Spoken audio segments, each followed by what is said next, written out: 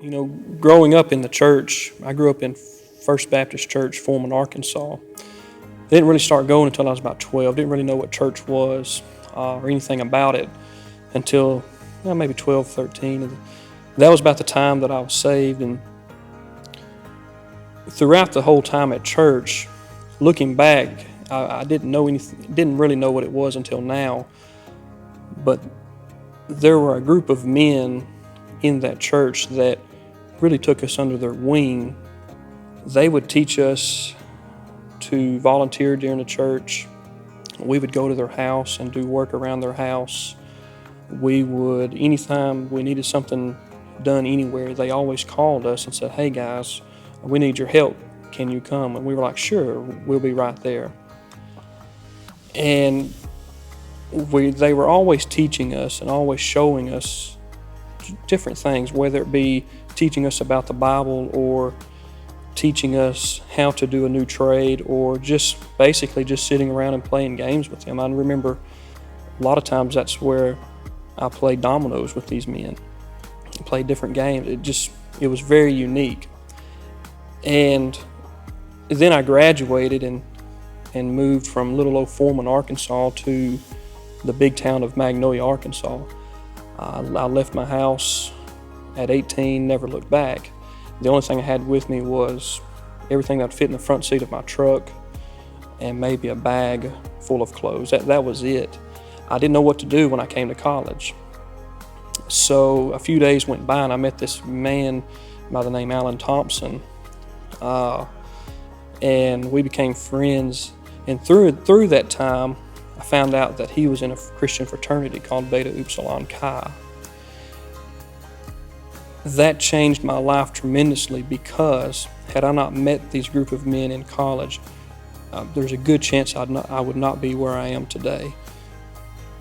And these men were a group of Christian men that I surrounded myself with, and we worshiped, we studied the Bible together, we held each other accountable during college.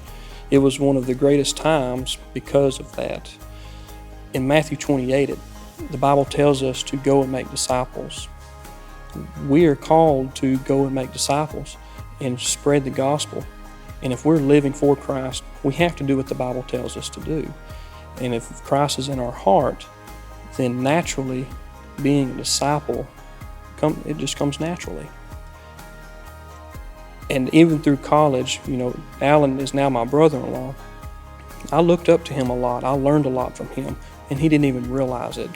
Fast forward that, one of the things that hits really close with me is I remember the day that I went to tell my now father-in-law, "I want to marry your daughter, but oh, by the way, I don't know how to be a husband." I did not have an example of of what it looked like to be a great husband growing up. And I told him that. I said, "I do not know how to be a husband, but I want to marry your daughter." He says, "Well, do what I did and learn and watch the girl's grandpa." So that's what I did. To this day, he probably doesn't know that I watch him every time that I'm around him and learn things from him. But he is one of the greatest Christian men that I've ever met. But also at the same time, how he treats his household and how he treats his family and how he takes care of his wife, I watch. I learned that. And part of being discipled is watching, learning, and following in somebody's footsteps. God's going to give you opportunities. God's going to put opportunities in front of your plate to be that example to somebody. David Stone and I, we talk quite a bit on the way home from work. And sometimes we talk about the Bible. Sometimes we talk about life in general, because we need that in us. He doesn't know it, but I listen to him.